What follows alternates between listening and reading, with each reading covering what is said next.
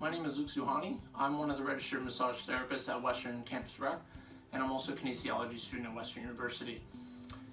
So today we're going to talk about thoracic and general kind of spine mobility. The reason I chose this topic is because it's a common complaint I see in the clinic.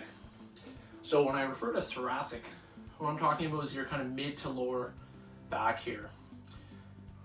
Often students will have pain and discomfort between the shoulder blades, sometimes just below the shoulder blades, kind of just before it gets to the lower back, the lumbar region, or they'll have it all the way along the outside of the spine, and sometimes even up into the neck as well, but usually as a result of other issues.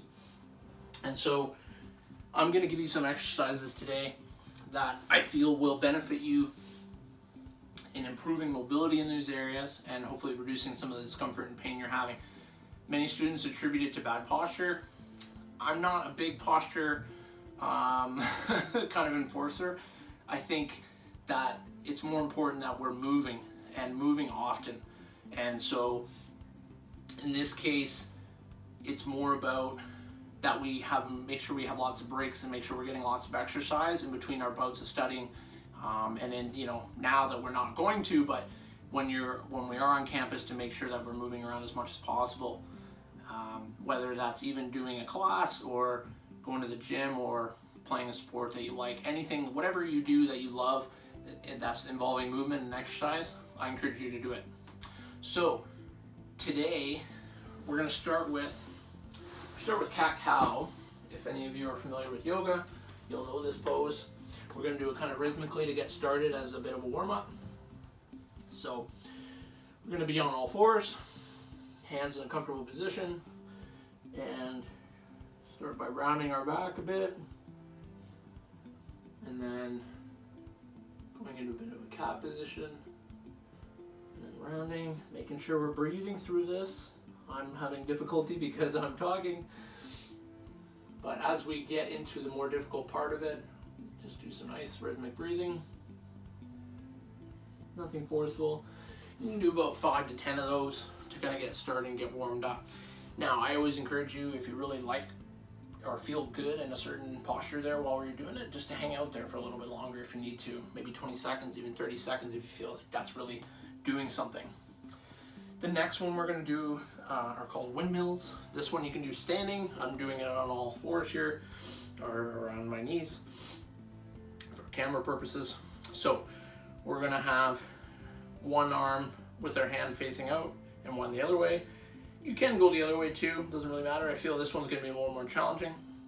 So we're going to put one arm behind our back like that on the bottom and one at the top.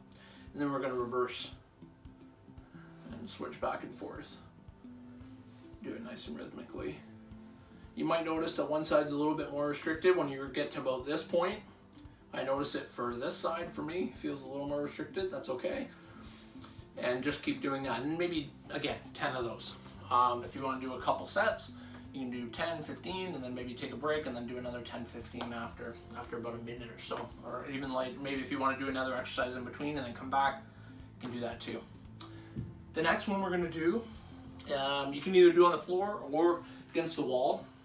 I'd say the floor is going to be a little easier if you've never done this before. If any of you have shoulder issues, this is another thing that you might find challenging. And again, if there's any large amount of discomfort with any of the exercises, I would encourage you to stop. A little bit of discomfort is going to be totally normal, especially when we're trying to mobilize and move components that in most people they have difficulty with and may already have discomfort with. So definitely a little bit of discomfort is probably going to happen, but a lot of discomfort is what we want to avoid because that's your nervous system essentially telling you to stop what you're doing. So you're going to try to basically have as much contact with the wall as possible. So I have my feet pressed against the wall. My knees are in extension, so basically full out, right, as I'm standing. Not locking my knees or anything. And then you're going to have your arms up against the wall. You're going to try to tuck your chin in just a little bit. Now your lower back is probably not going to be flat against the wall. That's pretty difficult to do with the normal lordotic curve that we have in our low back. So that's okay. So then you're going to bring your arms down and squeeze in the shoulder blades and still try to maintain those points of contact on the wall, and then go back up. Let's squeeze those shoulders back in and back up. And again, you can do about maybe 10 of those to start. You're probably going to find those are a little bit challenging if you've never done those before, and especially if you have any or have had any shoulder issues in the past. Like I said, you can do that exact same thing on the floor. You can do it in bed. I would say on the floor might be your first start. You can do the exact same thing, everything on the floor, back nice and flat on the floor, and do the same thing, and then progress to going on the wall, which I find is a little more challenging. So the next one we're going to do are thoracic rotations on all fours. So in this case, there's two different ways to do this that I personally like. So you can try either one. I usually like to give variations because some people find that certain ones don't work for them very well or might be uncomfortable. So it's always good to have variations. The first one, you're going to be on all fours. You can put your hand behind your head, and you're going to try to touch your knee or elbow to your knee, and then you're going to rotate out like that. Rotate out. And again, breathing out when you get to this point. So when you're coming up, breathing out, because that's going to be the more challenging part, is getting that up, because that's when that spine is rotating. And then you switch sides. So we can do the other side. And the variation on that is you're going to see it's very, very similar. You're not going to be putting your hands on your head or anything. You're just going to be going underneath. So you're going to put your arm pretty much straight. You can see there, straight underneath. Pretty much as far as you can get it. And then you're going to come up and rotate. And come through. I could probably go even a little further, but I'm against the wall. And then come up and through. And then the same thing with the other side. So you kind of reach through, and then reach up. Reach through, reach up. And again, you can do maybe, I'd say 10 per side. You can maybe go back and forth, go 1, 1, 1, 1, or you can do maybe 5, and then 5, and then 5, and 5. Whatever way you find is most beneficial and helpful for you. Just make sure you start out nice and slow, easy, and give your body kind of adjustment to what it's doing, especially if you've never done anything like this before. The next one we're going to do requires either a table or a chair. I'm doing it on my knees again, but you could certainly do this even probably in a semi-standing position. If you had good posture, make sure that your knees are bent. You could be up like this on something as well. But I'm going to do it because my coffee table's nice and low down here. So this is similar to really a child's pose. You're going to have your hands up on the table and just kind of lean into it. Lean back. Keep your back in a fairly neutral position. Nothing fancy or crazy here. Your neck not extended like this and not flexed all the way down. Just comfortable, looking kind of in front in a neutral position. Then you can come back out. And again, my hands are, roughly shoulder width apart. You can maybe go a little wider if you want. You can go a little narrower. You can kind of change it. Maybe do a bit of both and see how that feels. You might find that a little bit of variation on it, you might go, oh, I really feel it in that spot now. Whereas maybe over here, you didn't feel it as much. So you come back down and you can hold it.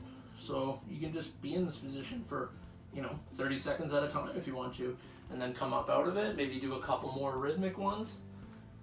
And then do it again and hold it for another 30 seconds. Or like I had said, change the width of your shoulder span and then hold it in that position for 30 seconds.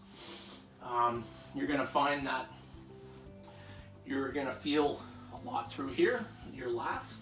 So kind of through your mid to lower back there. You'll feel a good stretch through there and through the shoulders, as well as the kind of mid back region. Okay, and the last one we're gonna do is gonna require, again, something to sit on, chair. I'm using a meditation cushion, doesn't matter, whatever you got. And you're gonna put your hands on top of your head, and you're just going to do some gentle side bending, one side or the other you can start with. Do about 3, then do a little bit of a rotation to that side, then do maybe 3 more. Breathing, exhaling when you're going down. So when I'm coming down, then I'm going to rotate a little bit more, then I'm going to do 3 more. 2, 3. And then you can do the same with the other side. So start in neutral, and then going a little bit, and then a little bit more after doing 3 of each. You can do that a couple rounds of that. That one's going to be challenging, I feel, especially the last rotation there. So just know your limit. If you know that, oh, you know what, that's too far, that's too uncomfortable, then just back off a little bit and just do it where you can. And you might find that if you're doing this more regularly, that over time you're going to be able to rotate more. I'd say breathing is really important with these things, these exercises in particular. Any exercise really, but in this case when you're mobilizing and moving the spine, particularly to not increase the pressure there. You'll notice if some of you have seen me, when I'm mobilizing the spine on the table, usually asking you to breathe out when I'm mobilizing. Same when you see a chiropractor as well. And that just ensures that it's a nice fluid movement, and that there's no kind of resistance to our mobilization, or in this case, it's kind of a self-mobilization that you're doing to this thoracic spine here. Okay, so hopefully some of those exercises helped. As I said, you can do them as kind of a standalone, either in the morning or before bed or in study breaks, or you can do all of them and just do a little bit of each one. And kind of maybe at first I would encourage maybe doing that, just a little bit of each one and just seeing what you like. And then maybe even implementing that into some of your other routines that you have currently, or with some of the other routines that the other RMTs are suggesting in the other videos. So hope that helped, and good luck, stay safe you guys, and good luck on your final exams.